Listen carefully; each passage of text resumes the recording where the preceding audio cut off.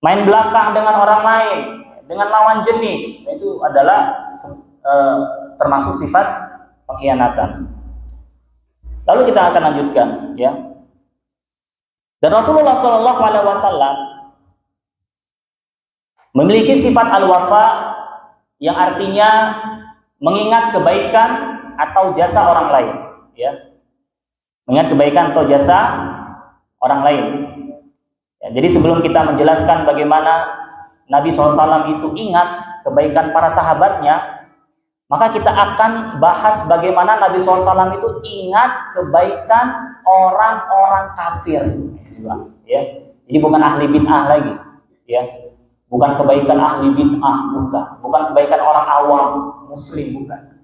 Tapi Nabi SAW benar-benar ingat kebaikan, ingat jasa orang lain yang kafir, ya.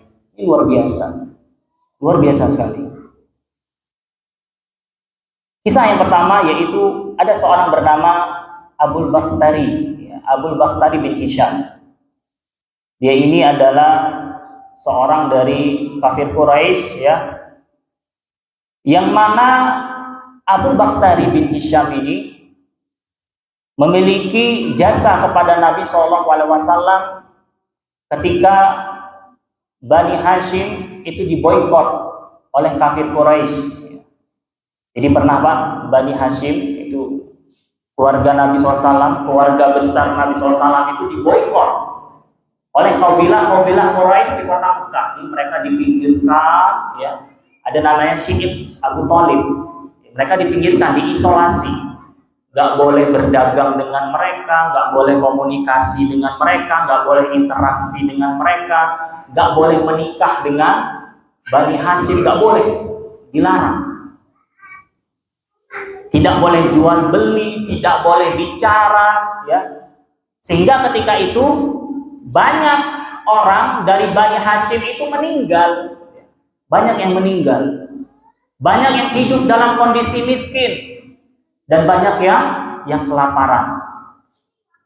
Maka di antara kabilah Quraisy ternyata ada, ya, mereka itu berempati kepada Bani Hashim. Yang melihat Bani Hashim itu diboikot selama 3 tahun. Ya, 3 tahun itu lama, ya.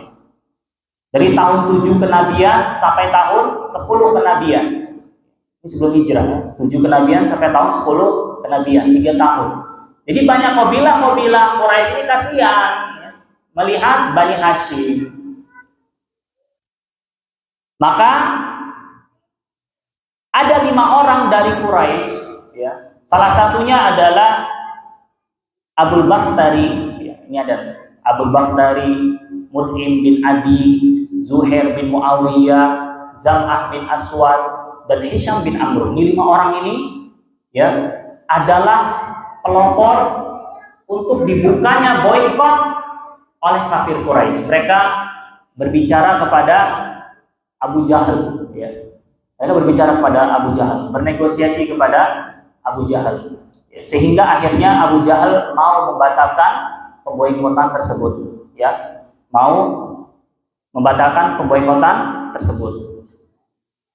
Maka orang 5 ini apa? Memiliki jasa kepada Bani Hashim, memiliki jasa kepada Nabi SAW. Maka ketika perang Badar, ya, perang Badar itu tahun 2 Hijriah. Tahun 2 Hijriah. Ini sekitar 5 tahun setelahnya, 5 tahun setelah kejadian pemboikotan, ya.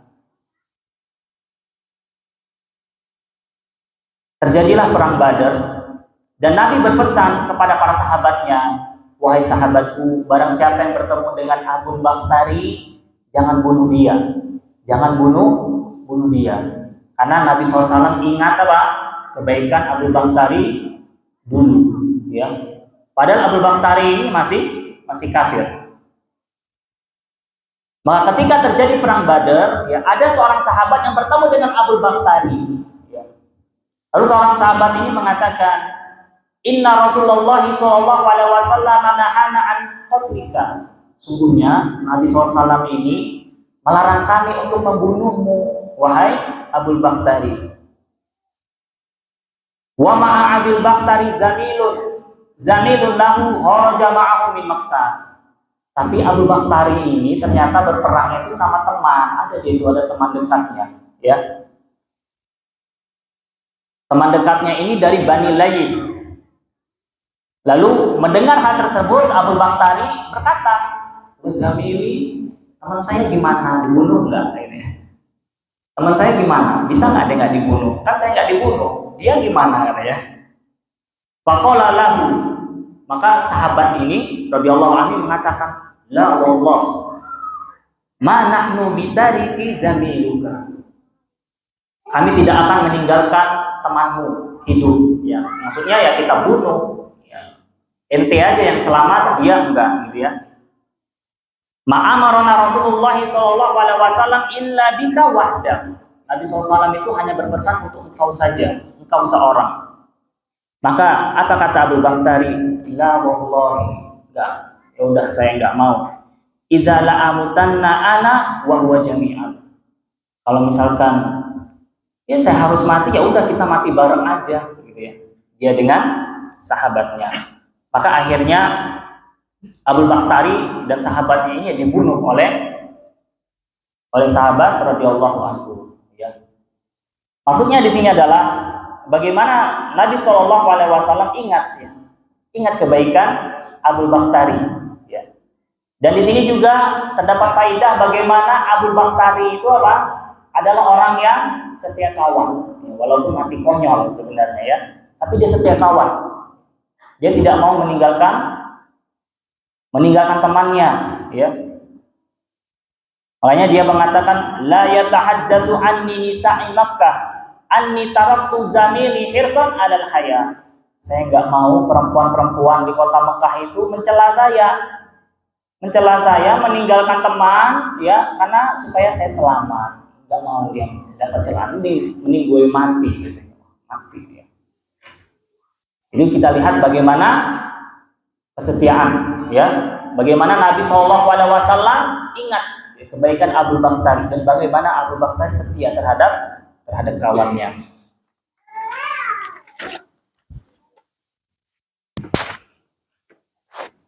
Jemaah yang semoga dimuliakan oleh Allah Subhanahu Wa Taala. Lalu kita selanjutnya, ya, masih di perang Badar, ya, tadi salah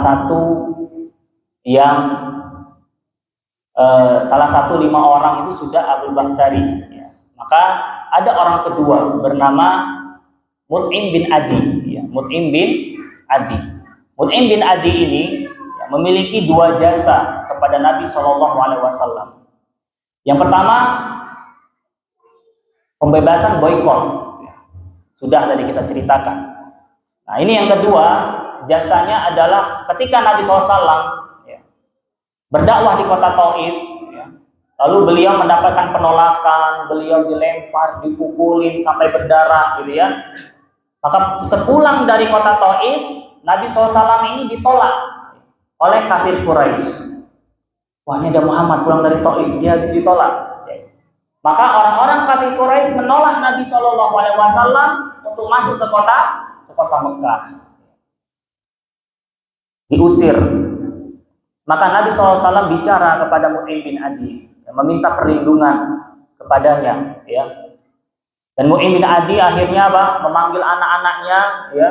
Lalu dia menghuluskan pedang masuk ke Ka'bah. Lalu dia mengatakan, wahai penduduk Mekah, ya, wahai kafir Quraisy, sesungguhnya aku menjamin keselamatan Muhammad dan biarkanlah dia masuk. Dia masuk. Maka masuklah Nabi SAW, ya, dengan penuh luka, mencium Hajar Aswad dan sholat 2 rakaat, dan akhirnya bisa berdakwah kembali di kota Mekah. Itu jasanya Mut'im bin Adi. Pada perang Badar, walaupun Mut'im bin Adi ini sebenarnya meninggal dia. Lalu ditawan 70 kaum musyrikin, ditawan oleh Nabi SAW. Dan Nabi SAW, ya, memberikan mahar yang sangat besar bagi orang yang mau menebus tawanan-tawanan tersebut, ya. Sampai dikisahkan ada menantu Nabi SAW bernama Al-As bin Rabi. Al-As bin Rabi ini suaminya Zainab, ya, ikut perang juga, tapi kita nggak cerita itu, ya. Mut'im bin Adi ini wafat, ya. Dan Nabi SAW ketika melihat tawanan-tawanan itu, Nabi SAW mengatakan, jika saja Mut'im bin Adi datang kepadaku, lalu dia memintaku untuk membebaskan semua 70 tawanan ini tanpa syarat, maka aku akan bebaskan dia. Maka aku akan bebaskan mereka. Ya. Karena apa? Karena Nabi SAW ingat jasa siapa? Mut'im bin Adi. Ingat jasanya. Orang kafir. Ya.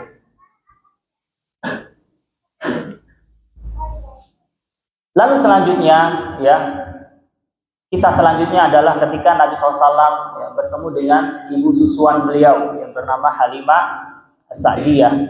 Ya, ketika beliau bertemu dengan Halimah As-Sa'diyah, beliau menjamu Halimah As-Sa'diyah. Ya, digelar dipasang tikar, ya, dipasang kain-kain, ya, sebagaimana kita memuliakan tamu.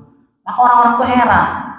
Ini siapa perempuan ini? Kok Nabi SAW ini nyiapin itu, menjamunya luar biasa. Maka ada orang yang mengatakan itu adalah ibu persusuan Nabi SAW. Ingat kebaikan orang. Walaupun apa? Walaupun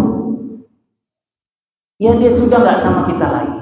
Dan Halimah Sa'diyah ini ya dikhilafkan. Ini khilaf bahwasanya apakah dia ini kafir atau akhirnya dia masuk Islam. Khilaf. Ada yang mengatakan bahwasanya Halimah Sa'diyah ini adalah orang kafir, mati dalam keadaan kafir. Udah azan. Oh, ya udah azan dulu ya. Allahu a'lam bishawab. Silakan azan dulu. Mau sholat dulu apa gimana?